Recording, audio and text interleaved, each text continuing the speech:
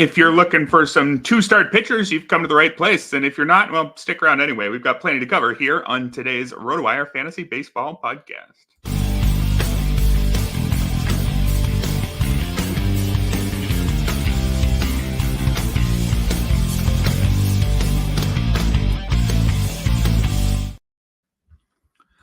Welcome, everybody, to the RotoWire Fantasy Baseball Podcast presented by Prize Picks. I am not Clay Link. I am Erik Halterman filling in for Clay today on this week's two-start pitching podcast. Luckily, I still have Todd Zola, a veteran of this particular format, with me, so I'm sure we'll be doing just fine.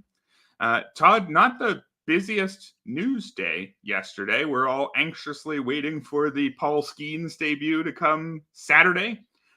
But we've got a few exciting ones tonight. Robert Gosser making his MLB debut, Taj Bradley and Bryan Wu both making their season debuts. So we're set for an exciting Friday night of baseball. Right. Christian Scott tomorrow joining. Sorry. I'm frazzled, people. I'm glad Erik's stepping in and running it today because I'd be doing the stuttering from the host chair if we flipped it. Appreciate you taking over. Who's the guy starting tomorrow? Skeens. You just said it, Paul Skeens. So, yeah, Christian Scott and Paul Skeens both go tomorrow. Mentioned Jared Jones is tonight. If you like pitching, this is a good weekend. If you like smooth co-host, I'm not sure about that, though. Yeah, we'll give you at least one of those two things for the rest of this hour. How would you rank your relative excitement for these three pitchers? Of course, we've got Gosser, who is a pretty interesting pitching prospect, not on the Paul Skeens level, probably not on the Christian Scott level either, but a legitimate pitching prospect who may or may not have an extended run here. So let's start with him. This might just be a spot start for Gosser with Freddie Peralta serving a suspension, needing to push his start back a bit. So would you be interpreting this as one of those deals where it's an audition? If Gosser is great, it's a permanent spot, and if he's shaky, he's heading right back down? Or do you think this is probably just going to be one start no matter what? What direction would you be taking this one? I think that at some point, the expectation was Gosser was going to be up this year. So maybe this is more, I don't use the word desperation, but more out of circumstances. But does he have a chance, Gosser, to stay in the rotation? Maybe. There's enough fluctuation and injuries with the Brewers, both now and in the future, probably. What's once hurt, always hurt sort of thing. That interesting. Now, on a personal level, I think I've got Gosser on the XFL. I got him somewhere that I want to see. I don't even have to worry about activating him because I can't. So I get a free look, if you will. And I don't know. I'm always nervous about Milwaukee and Cincinnati and some of the big parks. Or, big hitting parks where you're going to be a really, really good pitcher as a rookie to trust a guy in a park like that, right? I think anyway. I'm much better, Skeens in Pittsburgh and Jones in Pittsburgh, Scott in New York, nice parks. I'm hesitant to trust parks right away. I just love watching pitching. And I'm going to have trouble tonight because I've become a closet hockey fan. So my thumb is going to be sore after tonight. Yeah, you're going to be doing a lot of channel surfing, I'm sure. So that's Robert Gosser. Potentially exciting, but potentially could be right back down after just one outing. I mean, there's certainly spots in this Brewers rotation which you would consider fairly soft. Somebody like Joe Ross, he doesn't need to be here for 5 more months if he doesn't earn it. And several other guys, right? Ross, one of those I picked up for a decent 2-start, and he hasn't. He's been just good enough not to drop, which is kind of dangerous at times because it'll catch up to him. But how much can you trust he stays healthy? Exactly. So plenty of routes into the rotation for Gosser, Peralta, even if he does head down, for sure. So Peralta, the suspension, we've talked about this where there's more starts on 5 days than 4. So the fact that he got the suspension after 5 days, it's really not missing a start in today's game. They have to suspend the pitcher 6 days. And what he did, I don't know if he did this on purpose, but he waited till Milwaukee had a full week. So there wasn't an off day interrupting the proceedings, if you will. So he should be back this week. But, You got Bryce Wilson. You got Tobias Myers. There is absolutely a pathway for Gasser to stick if he shows anything at all tonight. I don't think there's going to be a ton of workload management with Gasser. He's a little bit older than the guys we're talking about from Pittsburgh. He pitched 135 innings last year, so I don't think there's anything in terms of workload management necessary. Yeah, so we will keep that in mind if we have a excellent start from Gasser. Probably expecting some quite big bids this weekend, but we could also see a Jack Leiter start. So we'll see how that one goes. The Cardinals is a good landing spot offensively. Yep. So he's got a fighting chance. I smell a DFS pick.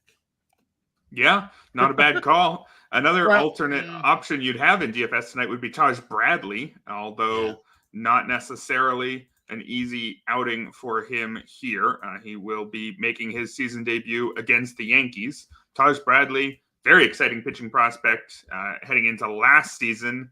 Didn't go so well, but it kind of depends on which metrics you're looking at. He had a 5.59 ERA in 23 appearances last year, did Taj Bradley. But xFIP 383, Sierra 382. So the ERA estimator said he was actually pretty good.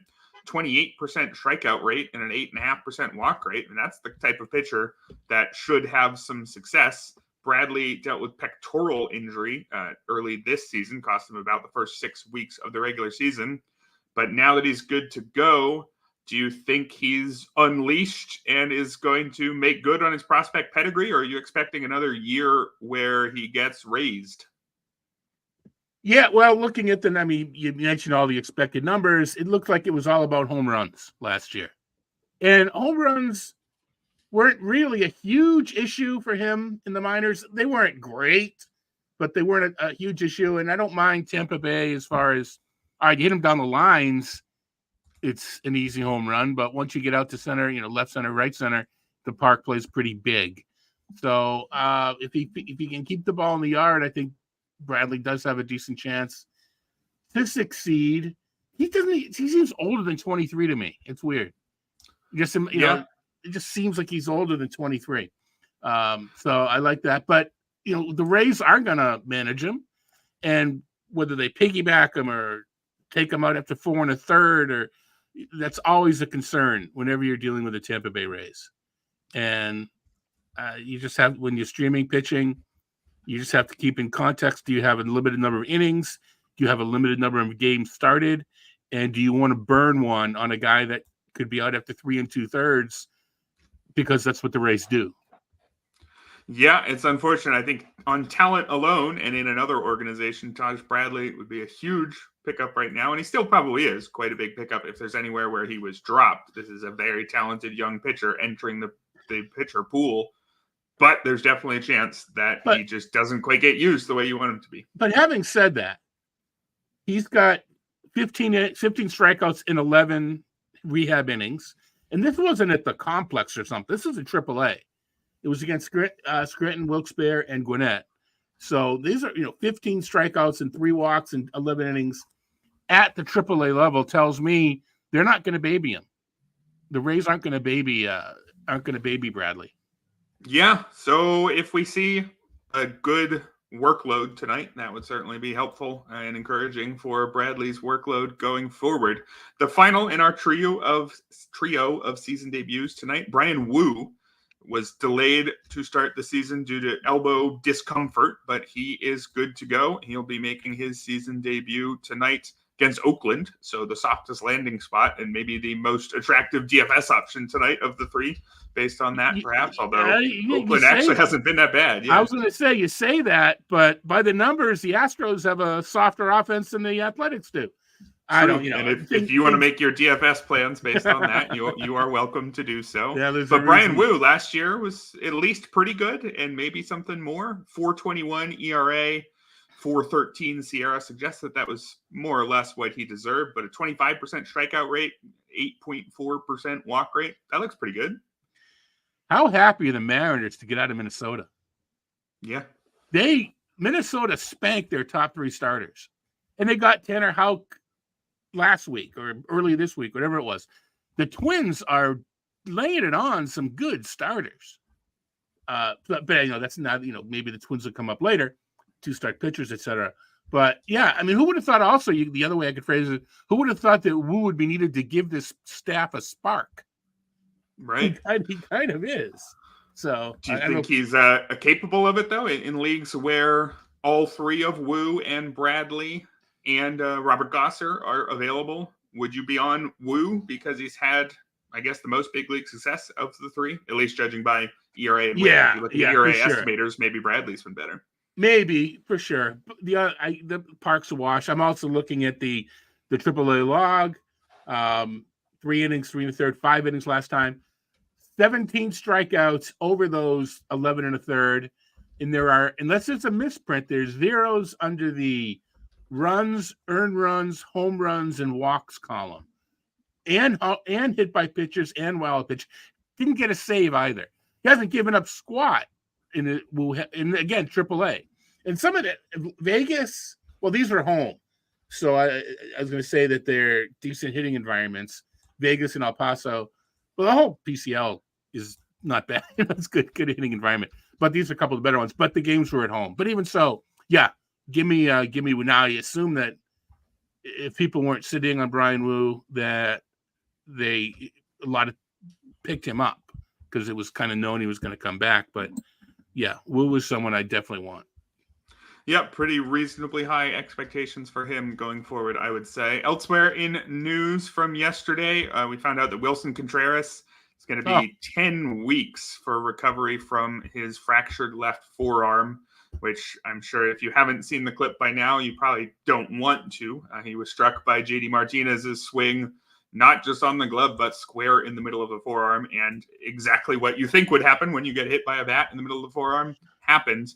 And man, I think that I'm done with pitch framing. That's my main takeaway here. This seemed to happen because the Cardinals were pushing Contreras closer to the box so that he could frame more pitches. And sure, that made sense, but I don't think pitch framing is very interesting. That's my hot take. I don't think that misleading the ref or the ump is actually a very interesting skill set. I know there was the couple years where everybody was so excited to write their articles about, wow, the best pitch framers are worth 2-3 wins a year. And the math was kind of fun, but I don't actually think it's an interesting thing to watch. And if it's leading to injuries occasionally like this, this I think is the first time I've been genuinely excited for robo-umps was this Willson Contreras. Well, hold your roll, because if there's the challenge system, true. If I want the challenge system, I don't like the fact that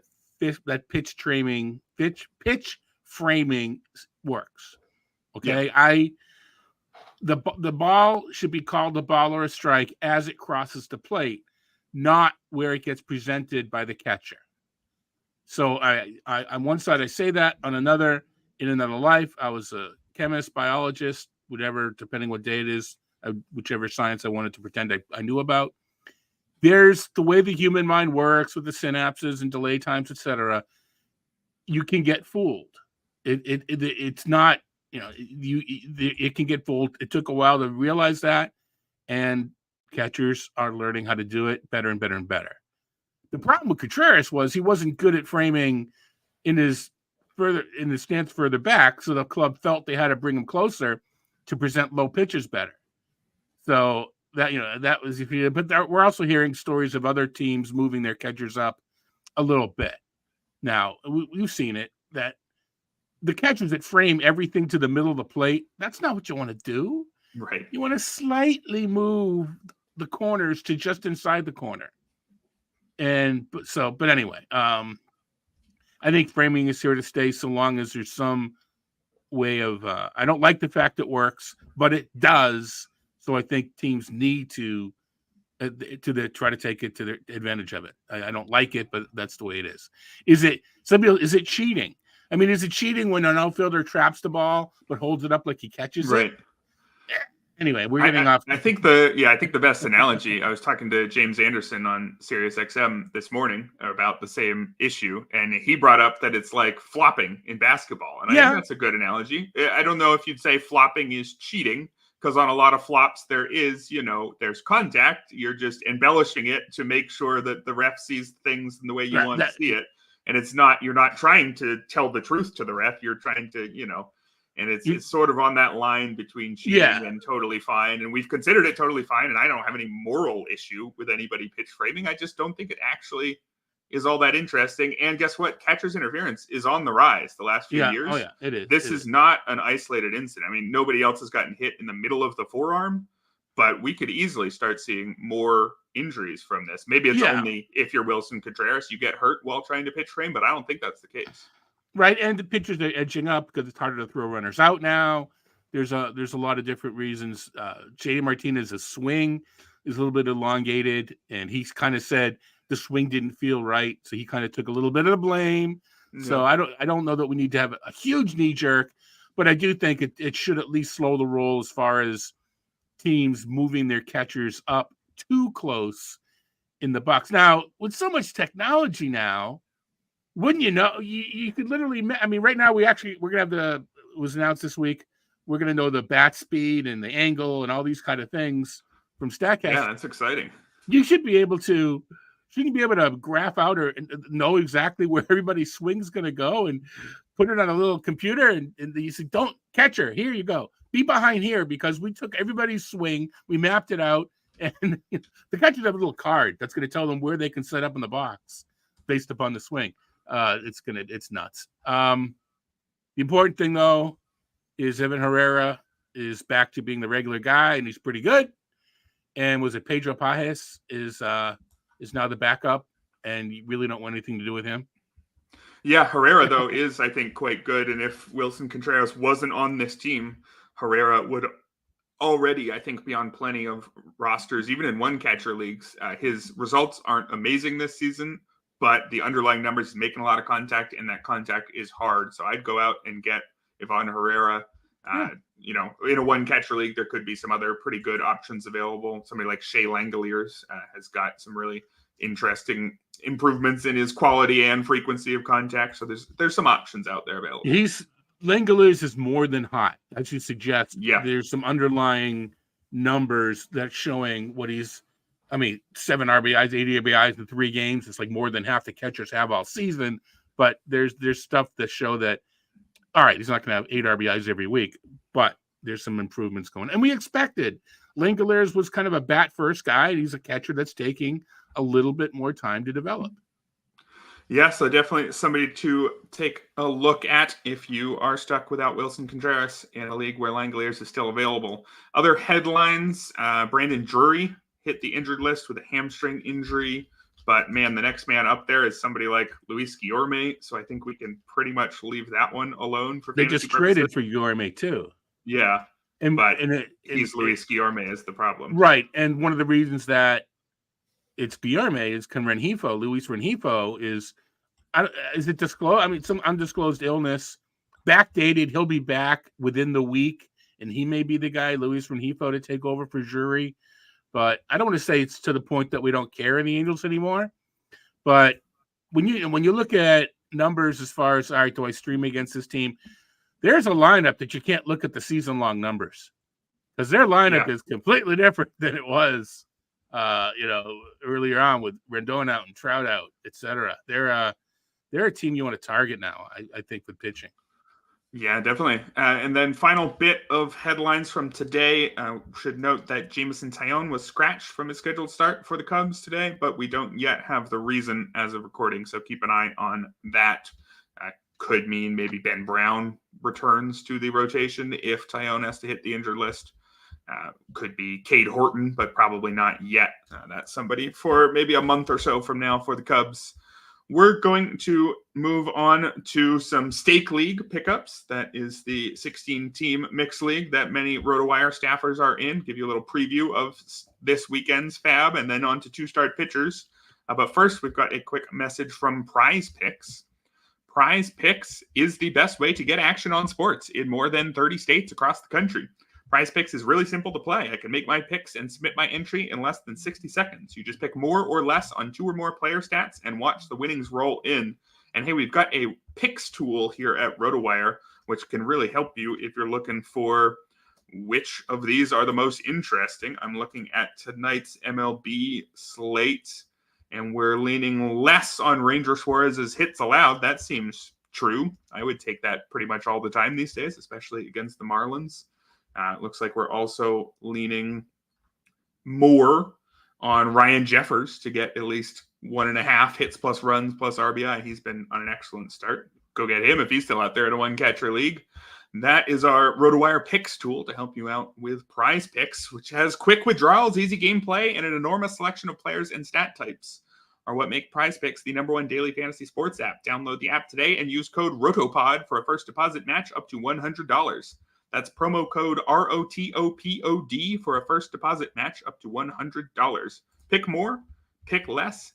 It's that easy. Also, a quick message here from Home Run Forecast. Can certain weather conditions lead to more home runs?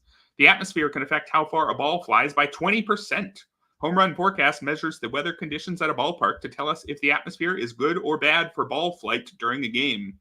An index value that rates the air is created for each game and ballpark and is displayed on a scale from 1 to 10. Home Run Forecast premium site offers index values by the hour for each game, 24-hour forecasts, wind direction and speed, and even whether the roof will be open at certain stadiums. Home Run Forecast is offering a special for the start of the baseball season. You can get access to the premium site for the entire season for only $28, a savings of nearly 30%. Go to homerunforecast.com/rotowire now to sign up. Back here on the Friday edition of the RotoWire Fantasy Baseball podcast, Erik Halterman and Todd Zola here. We are going to get to our 2-start pitchers in just a minute, but I wanted to talk real quickly about some of the biggest pickups from Stake League Fab. I know Clay usually goes over these with you, Todd. Clay and I are both in the Stake League. I will not mention our respective position in the standings, but some of the top pickups in last night's Fab run. Kyle Manzardo was not in there because this is a league where you can stash prospects, but I would expect him to go for quite a bit. Instead, the top pickup was Johnny DeLuca, outfielder for the Rays, went for 13 out of 100 in this league with a backup bid of just 4. So maybe only one person was really into Johnny DeLuca, but I think a good amount of people are at least sort of into Johnny DeLuca, who came over from the Dodgers in the Tyler Glasnow trade and seems to have a role in Tampa. How interested do you think we should be for Johnny DeLuca this weekend? You kind of talked about the Prize Picks tools. This is where on the site that I love the I'm going to get them right here. The playing time changes that we have. Yeah. And this under the lineups option and the batting order changes. These are great ways to find out about the Johnny DeLucas. Yeah. And I mean, to full disclosure, I heard you guys talking when I was driving about DeLuca before, and I agree. You gotta you like what you see, but you're just never sure what the Rays are going to do. So it has to be tempered enthusiasm. I think there's a rare few. I'm trying to go maybe Yander Diaz now, and even he's fallen to the platoon a couple times. It just on the present lineup, there's precious few Rosarena that'll just play every day if they're healthy, and that's that kind of the concern. I was unaware. I heard James talking about the defense of DeLuca. I was unaware of his defensive prowess, which is a good thing for the Rays. The Rays, that's part. I think they care as much about defense as they do offense, and for obvious reasons with their pitching. So, in the NFBC, I don't know that I'm all that excited, but I think there's something there. Yeah, I would agree. I think there's something there, although I'm not sure 13% there in my case. That's a little high for me, yeah. Yeah. I would also say Abraham Toro going for 11 here. That seems too high for me, but he is getting playing time in Oakland. And for most of his career, Abraham Toro's been close enough to a league average hitter that you figure if he got playing time, he's got a spot in these deeper leagues, but there's nothing exciting here that I can see. Well, I'm counting on my high internet speed to answer my question. The thing with Abraham, he's now fallen into more playing time, hitting at the top of the order. And yes, he's got middle infield eligibility. There's nothing out there in the middle. That's the allure. Is there's a breathing body with second base middle infield eligibility. There's no one out there. So, and he's playing now. So use him, and in 2 weeks or 3 weeks, although I don't think Darrell Hernandez is coming back anytime soon. Yeah, so just a warm body is definitely what I would think with Abraham Toro, but he's had in deep leagues like this one, yeah, exactly. Totally fine for a league like this one, at least temporarily. A couple pitchers here who went in the high single digits. Frankie Montas for $9. Hayden Wesneski for $8. Montas had been dropped after getting a minor injury. Would he take a comebacker off his arm, I believe it was. Hasn't really been great this season, though. Hayden Wesneski got a role in the Cubs rotation for now. His ERA is fine, but the rest of it, I'm not so sure. Would you be more interested in Montas or Wesneski if you just wanted an okay back-end starter type? Wesneski, just because they're both in the same division, but the home field for Wesneski's a little bit better. And I know the Reds lineup is slumping now. It is going to turn itself. It is going to get better, but at least short term, I don't know the schedule, but I do like Wesneski in the matchups more short term. It's still a little cold out. You're in there, Chicago. We have the ivy's not quite green yet, so it's still going to be a little bit damp, little clammy in some areas. Even this weekend, where games are going to be affected by weather. We shouldn't be talking about that for Mother's Day weekend, but we are. There's a couple games, 50s and rain, which should be over the weekend, which should be pitcher type games, and I just that should affect our streaming. Get those streams in now before we're talking about 85 and the wind blowing out.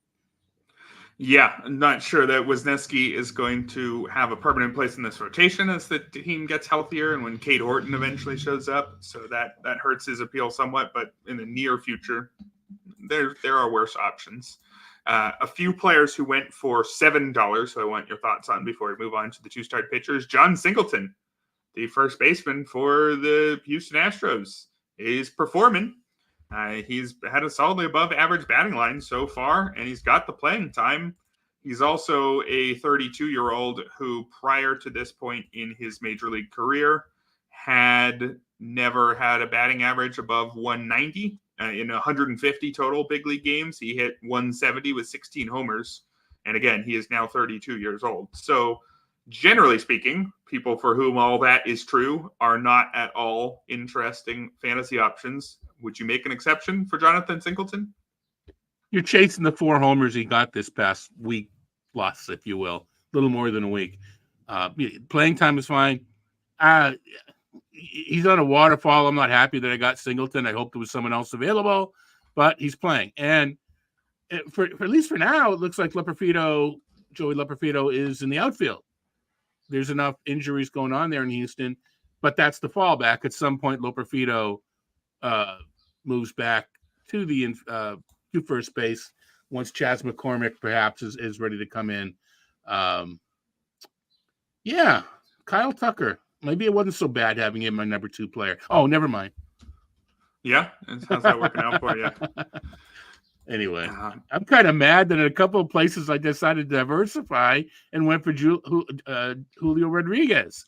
I should have had Tucker everywhere. True. Although, I remember that discussion. All the precincts aren't counted yet. All the precincts aren't counted yet. We are at the not quarter poll. I was going to open with that just to let you go on your little rant about quarter polls, but I didn't. It's starting to show up. Yep. I definitely did a Twitter search yesterday of your name and the phrase quarter poll, and I recommend it to any listeners. It's a great yearly tradition. Yeah, Red Sox announcer used it the other day. Oh gosh, my other one, they're mixing up command and control. They're just getting that. They're just getting that all over the place. There was another one, but it'll pop into my head. I'll think about it. Yeah, I'm bothered by another. Words mean things. It'll come to me in a minute. Well, let's see if the discussion of Daniel Hudson prompts it for you. He went for $7 in this league. Is he a closer, though, even temporarily with Evan Phillips on the shelf? Do you think that he deserves, high single digits kind of bids, or is he just someone who's going to pitch well and maybe get you a save or two? I think he's in a committee with Alex Vesia. Vesia got the first opportunity, but he's a lefty, and they were facing majority of lefties. The Dodgers were.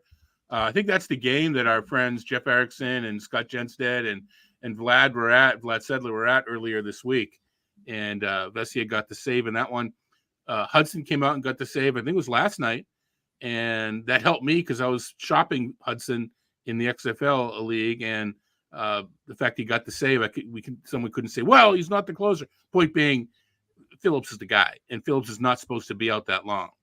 So if you need saves and need them now, okay, just you pay what you need to do it. If that's your plan, you pay what you need to get a guy like Hudson. If he gets you 3 saves in 2 weeks, is that worth 7? I don't know. I mean, I don't know the league that well, but True. It's a good point. Sometimes you got to pay what you got to pay. Robert Gosser also went for 7, but we discussed him in the intro. Vidal Brujan, though, was the final $7 player. He's someone who actually had seen his playing time pick up after Jake Berger hit the shelf, and now that Luis Arias is in San Diego, Vidal Brujan is an everyday player in Miami, and he's making a ton of contact. His strikeout rate all the way down to 8.5%. Doesn't hit the ball hard at all and only has 2 steals, but he's supposed to have a ton of speed. If he's making much more contact and has much more playing time than his sporadic call-ups with Tampa the last few years, is Vidal Brujan genuinely interesting, or, just a buck to throw on if you really need a guy? It's, I mean, I wish I knew. No one knows what the Marlins are going to be doing from here on out. Who's going to get the playing time? I don't know that they have anybody to call up. If you need stolen bases, it's worth the shot. And we talked to Jason Collette about Brujan a couple weeks ago or last week, and he's saying, dust off the prospect pedigree. He had it with the Braves, has kind of lost it. But if you need steals, why not? Yeah. I think someone who was very high on prospect list for several years and is still not very old. This is Brujan's age 26 season. That's a formula that can make sense. This is a post-type sleeper potentially, although the contact quality is so weak that I don't know if you're going to get big returns. But I would want to sneak Brujan onto my roster in places where it makes sense. I want to see the Marlins run more. True. And he should be part of that, but we will see. Yeah. We will move on to the 2 start pitchers now. I think it's about time for that. Starting with Arizona. We've got just 1 2-start pitcher for the Diamondbacks this week. They've got home against the Reds and home against the Tigers. And the only 2-start pitcher is Jordan Montgomery. And so, Todd, remind me how we do the scale here. It's a scale from 0 to 5, where 0 is you're starting him nowhere. 5 is you're starting him everywhere, and the middle ones, I'm not entirely sure. We'll figure it out. Yeah, I mean, when I was with DVR several years ago, we said if you have 5 leagues, how many are you going to start him in? That's kind of the basis. And it's anybody, we've had guests, we've had other people. You kind of do whatever you want, somewhere in that range. But yeah, I'm kind of the way we go it. And, Montgomery, I like to say 5s for like studs, but I mean, you're starting him everywhere this week. Why not?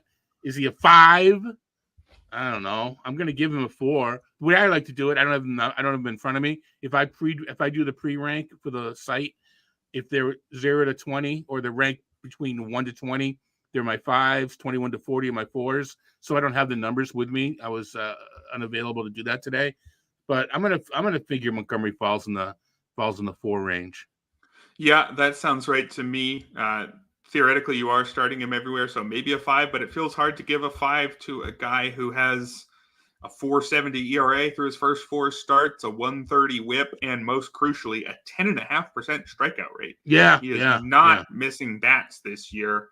Probably, related to his slow start to the season. I think that Jordan Montgomery in July and August is going to be totally fine, and I would maybe give him a 5 because these matchups, home against Cincy, home against Detroit, that's not bad.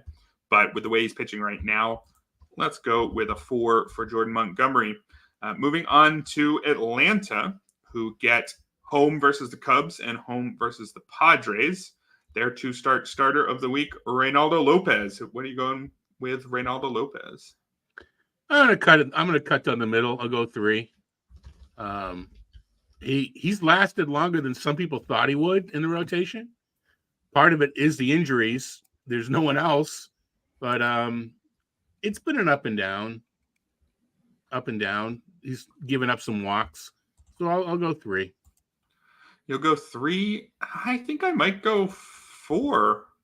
I don't know. I think that while Ronaldo Lopez is here, I think on a per start basis, I think he is not far behind Jordan Montgomery, at least this version of him. I guess the opponents here are tougher, but I think Ronaldo Lopez, he's got a 25.5% strikeout rate, solidly above average. Too many walks, sure. Yeah.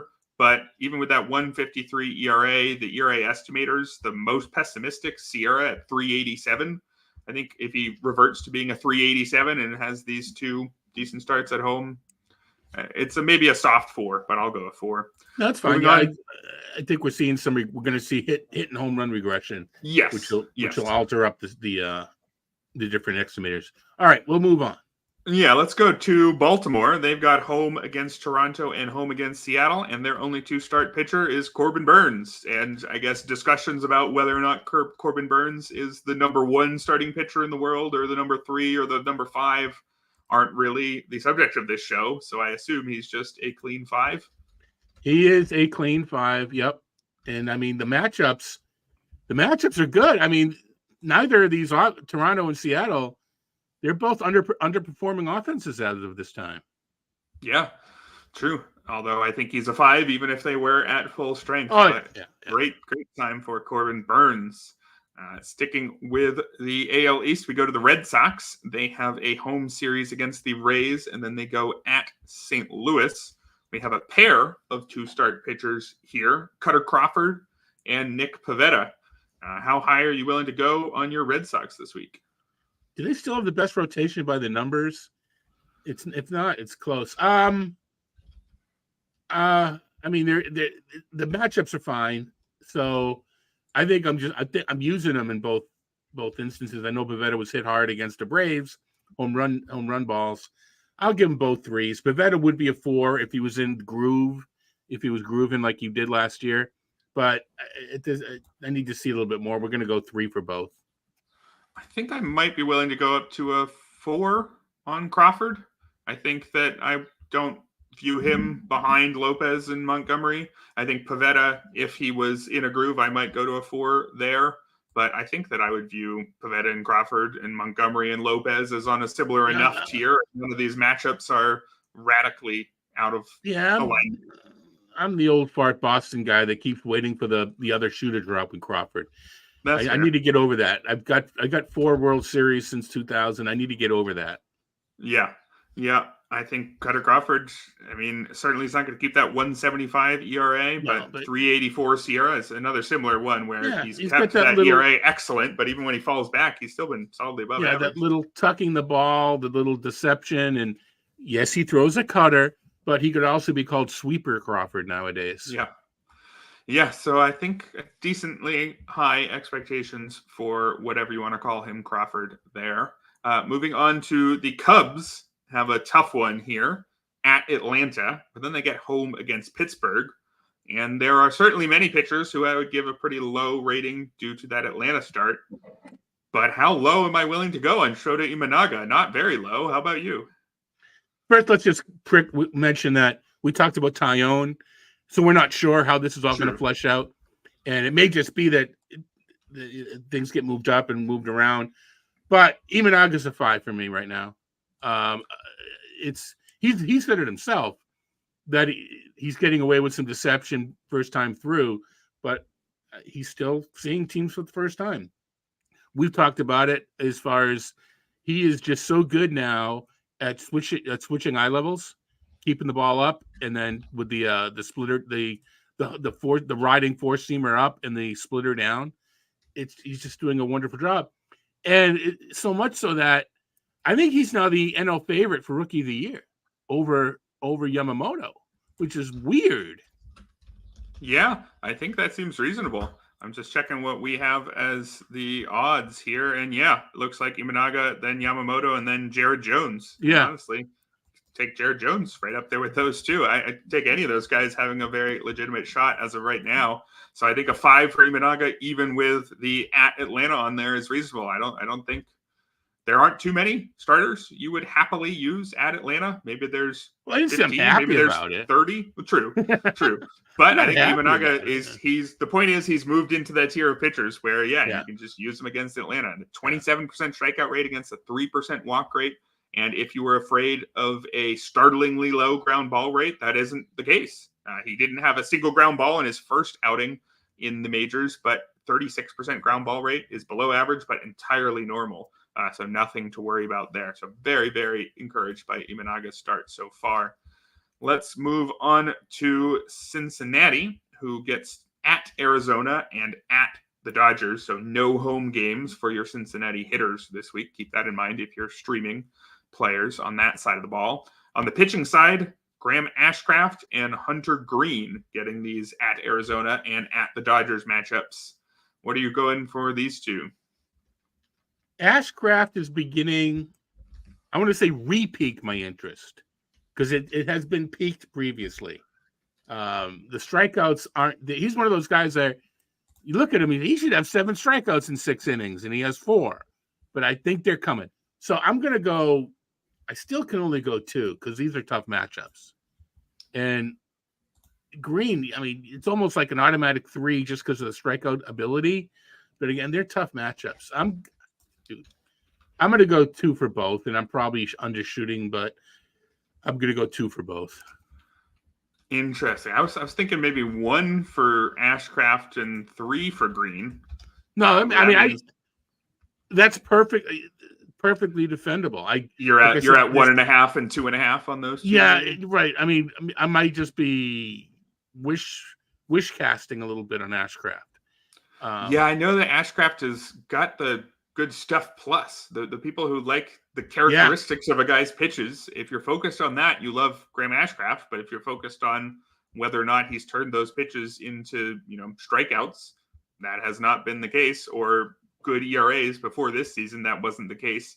He is down at 386 this year. So there is something. I'm not totally out on Ashcraft, but if you can't strike guys out and your 2 start involves the Dodgers, I'm not very interested in that. Yeah. And so maybe I'm even too hot on Hunter Green because it's not as if he's pitched all that well.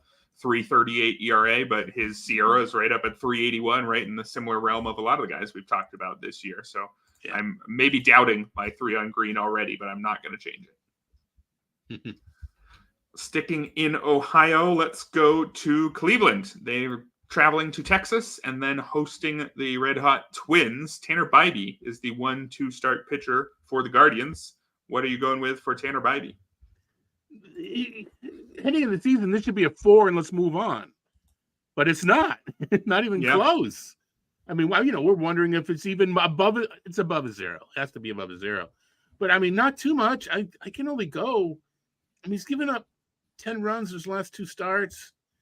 Oh, geez. Not very good hitting teams. I'm only going to go with 2. I mean, I don't like to let recency bias throw me too much. But I am going to go with a 2. That's interesting. I'm a little bit torn here because I don't think I ended up with Tanner Bybee really anywhere or hardly anywhere in draft season because the people who liked him more than I did. Mm-hmm. I think they saw him as closer to fully formed maybe than I did. Just the underlying numbers weren't all that special last year. Despite a 2.98 ERA, his ERA estimators were sitting around 4.20. And so I was thinking he actually needs to make a pretty big step just to justify his draft position. But then again, this year, the underlying numbers actually are better in some ways. Actually, a lot of ways. His strikeout rate's up 1 point. His walk rate is effectively the same, but it's a tiny bit better. His ground ball rate is up 4 ticks. His Sierra is almost 60 points better. He's at 360 this year instead of 419. So in a lot of ways, it seems like he's kind of fine. You mentioned he's given up a lot of runs in his last 2 outings, but he also had 9 strikeouts against just 1 walk. So it's not as if there's anything here that you could point to and say this is a disaster. And so if you went just 2, did you say? I think I'm tempted to just go 3, unless I'm not scared enough of these lineups that could push me down to a 2. But I think Bybee is fine. He's kind of struggling, but he's fine. And I don't think I want to go much lower than a 3 there. Yeah, it's the lineups at Texas, and we just alluded to how Minnesota's just crushing pitching right now. So for me, it's the lineups. And I think that I am going higher than you on a handful so far. So this might just be our different calibration. So my 3 might be your 2 for all we know. Let's go to Colorado, and they actually have a theoretically usable 2 start this week. Peter Lambert gets at San Diego and at San Francisco. How high are we willing to go on Peter Lambert? Because this is basically as good as it gets for a 2-start Colorado. I'm going with a 1 because it's going to be a DC, a draft champions, where I need the starts. So I'm going to go. I don't know that I'd be searching him out if he's available, but if I have him on a draft and hold, I'll go 1. Yep. If it was somebody more interesting, maybe you'd go a 2, but he also would not be on the Rockies if he was more interesting. So I don't think we can go more than 1 on Peter Lambert. And even then, maybe we should have gone 0. The White Sox, they have home against the Nationals and then at the Yankees, and thrown into that fire will be Chris Flexen. You going with a 7 or 8 on Chris Flexen, or is this another 0 or 1? I'm shaking my head because he's actually pitched pretty well lately. 1.61. I know ERAs and everything, blah, blah, blah. I know. Don't tweet me. 1.61 ERA, 0.81 whip over his last 22 and a third innings. I think there may have been a relief appearance or 2 in there. 12 strikeouts in 11 innings over his last 2, Minnesota and Tampa Bay. It's not a 0. I'm going to go with the same 1, but it used to be I just skipped over him. Let's move on, Clay. But I think we have to at least think about it. Yeah, the home against Washington's good enough that maybe a 1. Yeah, I mean you don't like the New York. Can I really put him below Peter Lambert though? If I go 0 here, do I have to revert that one back to a 0? No. What you're basically doing is you put Lambert into your lineup, and then you go, wait a minute, I have Chris Flexen, and you flip them. I think that I'm gonna go with both 0s. I'm reverting my Peter Lambert to a 0, and I'm gonna stick with a 1 for Chris Flexen. I don't know. There's just no strikeouts here. 17% strikeout rate this year is actually his best since he's returned from Korea. He just throws it up there and lets them hit it, and that's led to a 4.29 ERA this year. But the ERA estimator is mostly in the high 4s.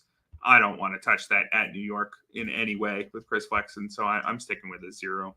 Okay. Let's go to Detroit, where we have Kenta Maeda, who gets home versus the Marlins and then at Arizona. Kenta Maeda, are we going to break our streak of 0s and 1s here? I feel like giving him a 0 for reverse psychology.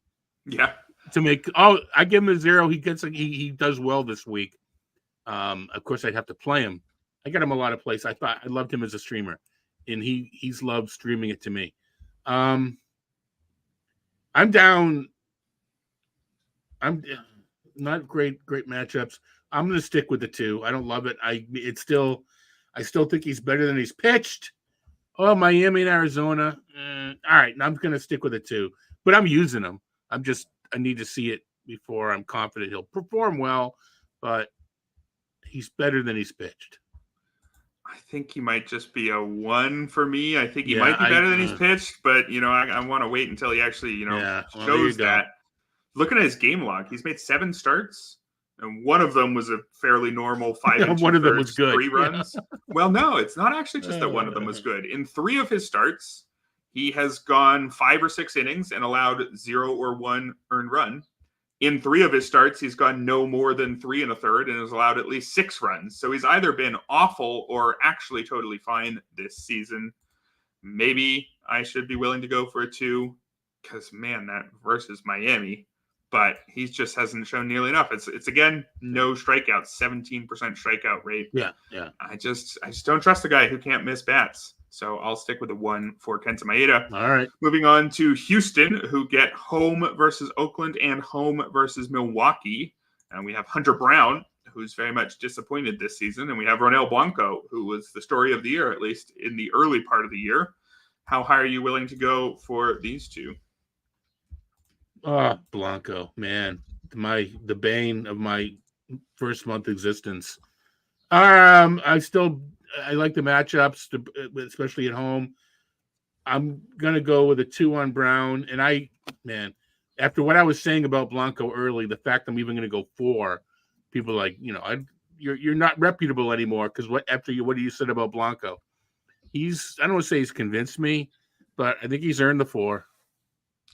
Yeah, the matchups are probably good enough. 2 home starts, Oakland and Milwaukee. I think I can get behind a 2 and a 4. I mean, I would have expected those 2 numbers to be flipped. I would have expected Brown to be a 4 or a 5. Yeah. And if you give him these 2 starts later in the year, he could well be that guy, but he just hasn't really put together any good outings. His only decent outing from a runs allowed perspective was when he faced Atlanta, gave up just 2 and 6, but struck out 3 and walked 3. There's not a single outing on here where his whole stat line looked good. So it's really hard to go higher than a 2 there. And I'm willing to go with you on the 4 on Ronel Blanco, but it might be a bit of a soft 4 where different matchups. I don't know if I'd go there because, Ronel Blanco, 2.23 ERA, but most of the ERA estimators 4.20, 4.30 in that range, except for xERA, which does give all of the quality of contact to the pitcher.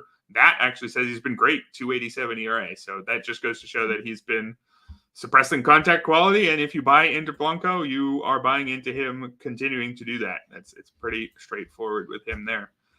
The Royals are up next on our list. They get at Seattle and home against Oakland.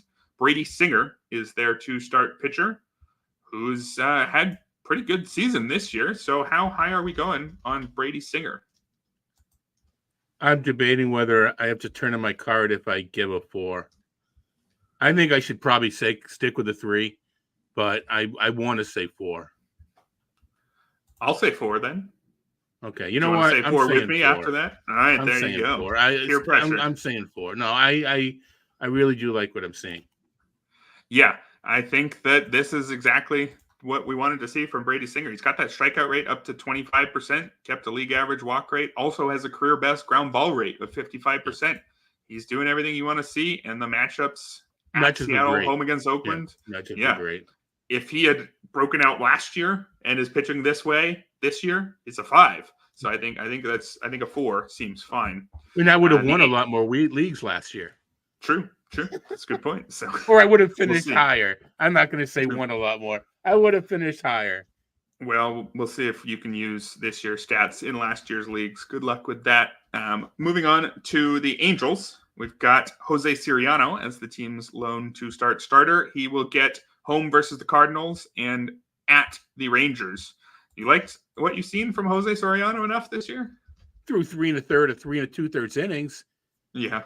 Unless it's, maybe it's changed, but I know they were stretching him out, but even once he was stretched out, Soriano wasn't going all that far into the games. He's got 2 games of 6 innings, got hit hard in 2 other games recently. No, you know what? Interested because of the way he throws the ball. Hasn't convinced me too much yet. Don't hate the matchups.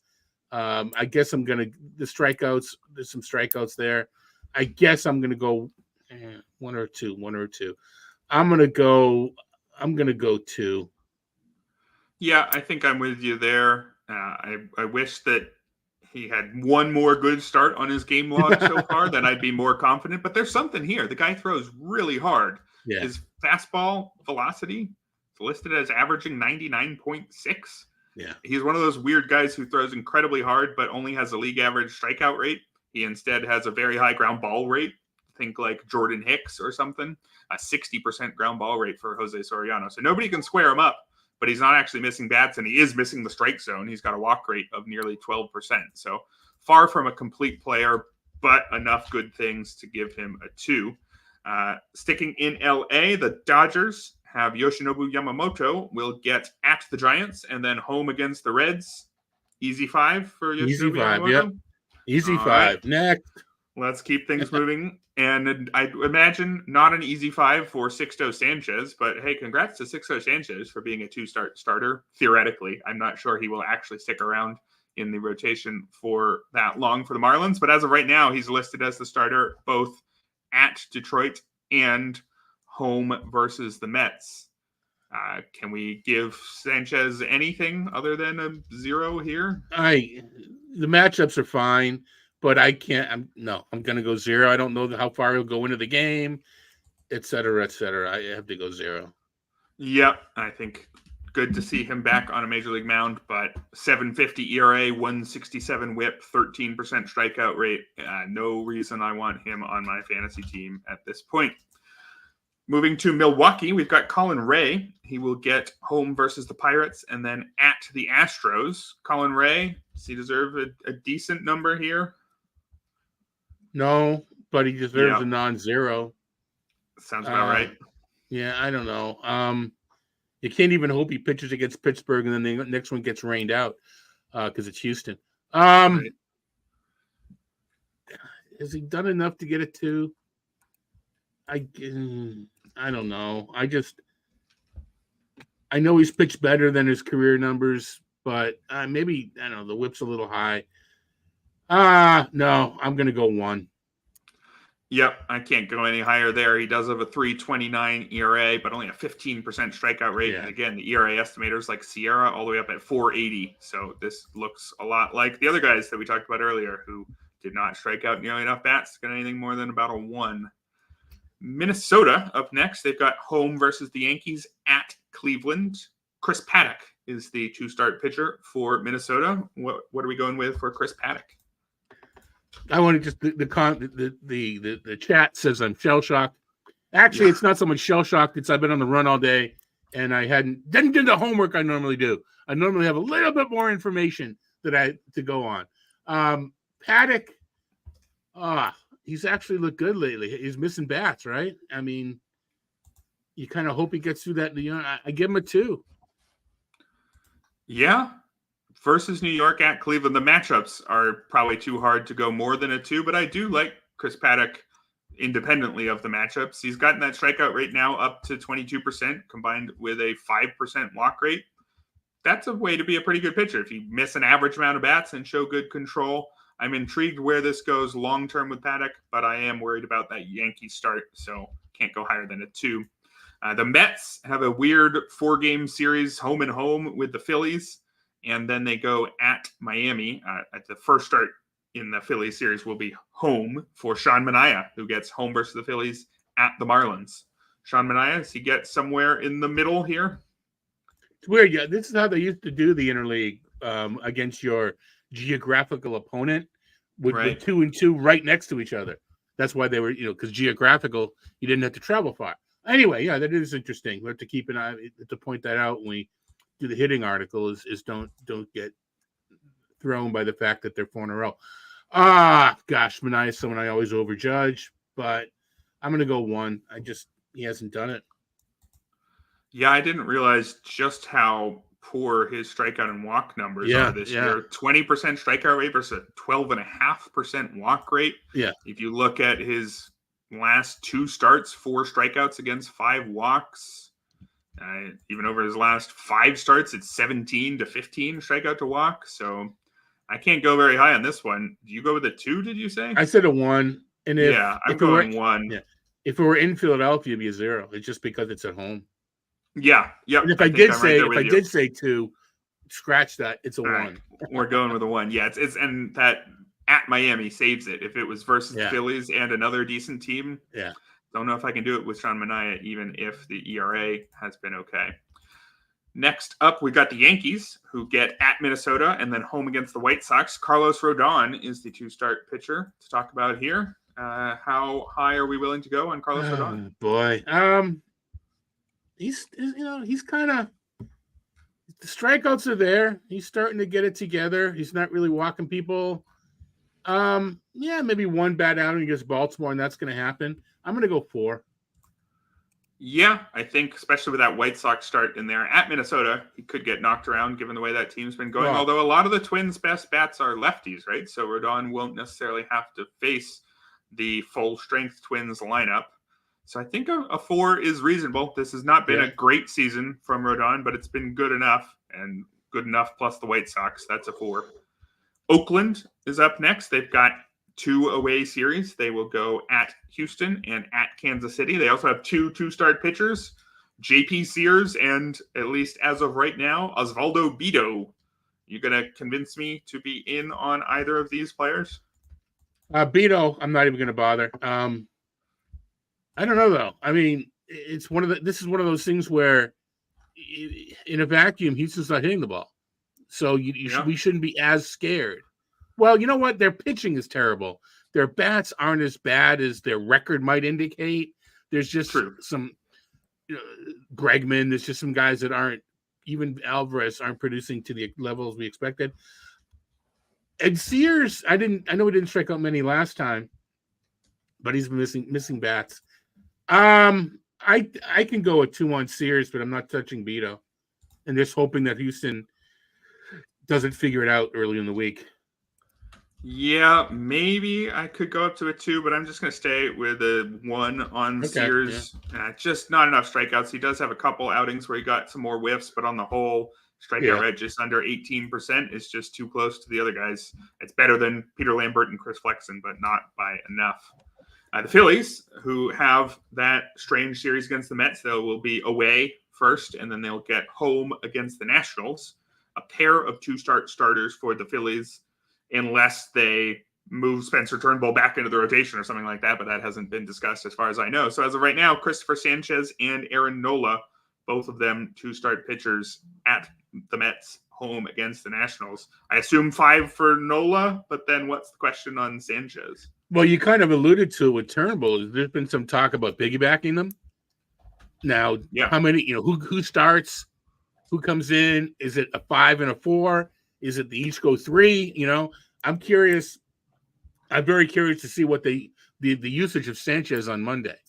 Right. When they did the piggyback setup once already, except it didn't really play out that way because Sanchez was too good. He lasted 7 innings. So Turnbull, he piggybacked him and he threw the 8th and 9th in a game where the Phillies had like a 6-run lead. So it ended up being just classic long man duty. But I think it nominally was a piggyback. Yeah.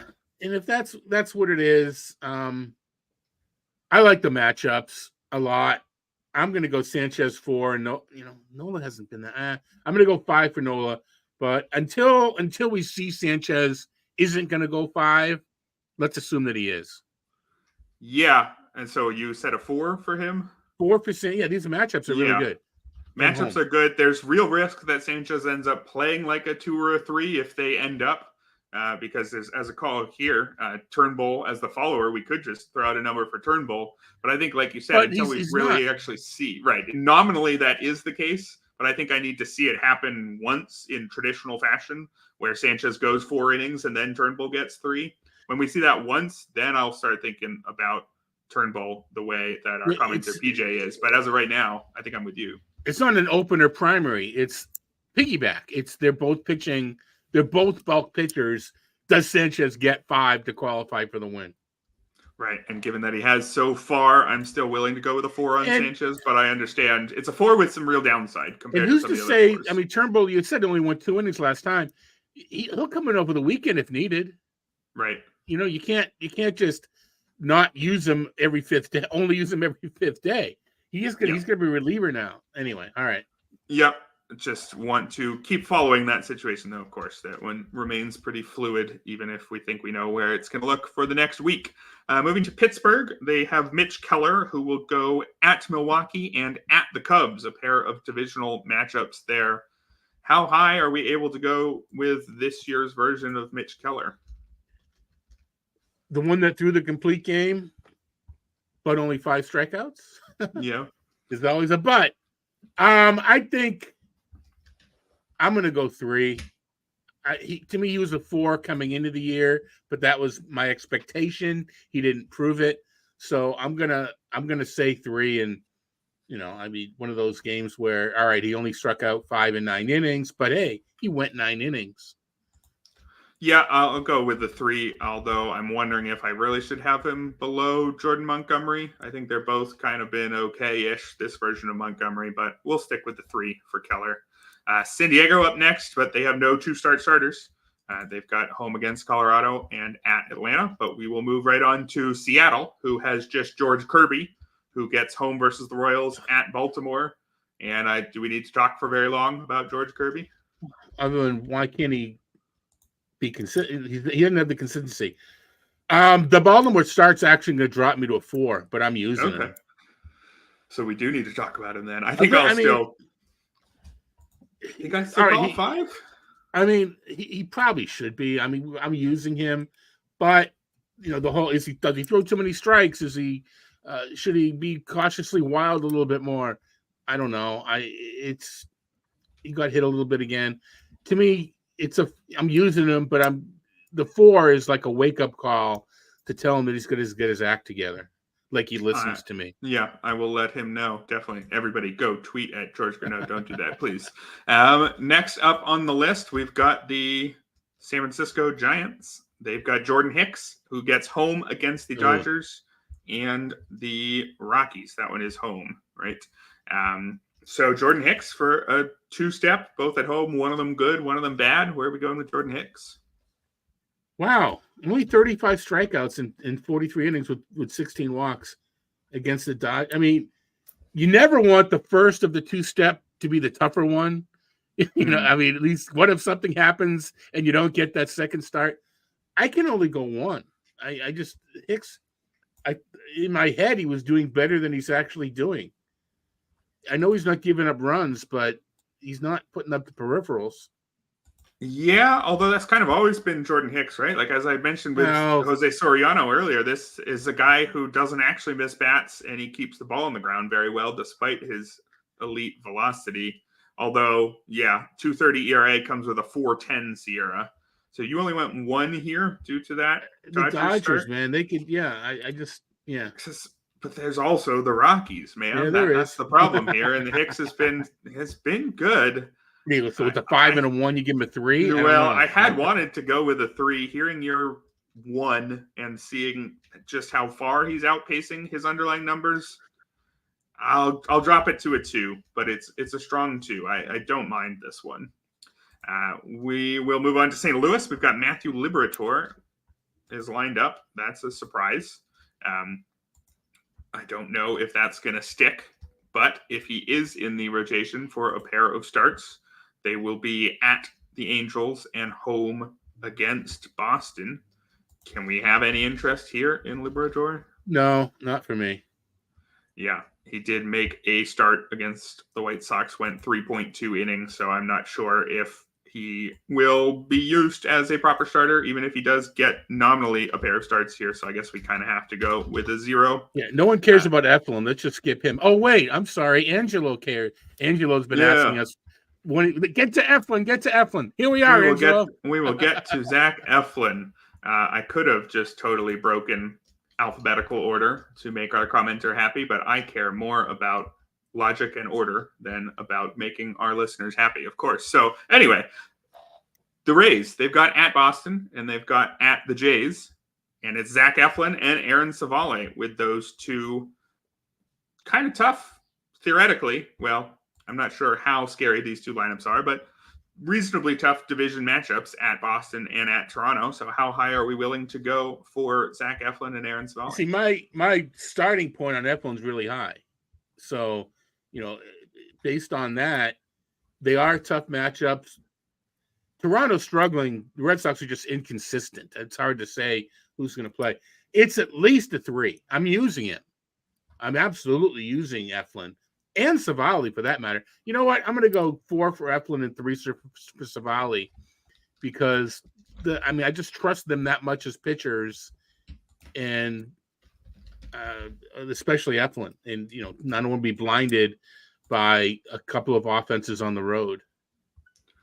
Yeah, I think that if Eflin got a few more strikeouts, I'd be willing to go with a 5, but his strikeout rate is back down to 19.5% this year, kind of back to the previous version of Eflin. So I'm not willing to go with a 5, but I think a 4 is fine there. And Aaron Savale, yes, he's been so bad by ERA, 5.88, but by SIERA, down at 3.73. XFIP, he's down at 3.65. A lot of the underlying numbers suggest he's fine, although it is worth noting it's been 4 straight starts where he's failed to complete 5 innings. So maybe it's tough to go too high on there. I'm willing to join you with a 4 on Zach Eflin, and you went 3 on Savale. I think I'm going to go 2 after seeing that it's, again, 4 straight starts where he went 4 1/3 or 4 2/3. 2-start pitching is about getting wins, not exclusively, but that's one of the important things for sure. And if he's not getting a shot, I don't think I can go higher than Yeah, a 2. I see what you're saying. I see a high BABIP, and I see things regressing, but not in Fenway with a high BABIP. But anyway, all right.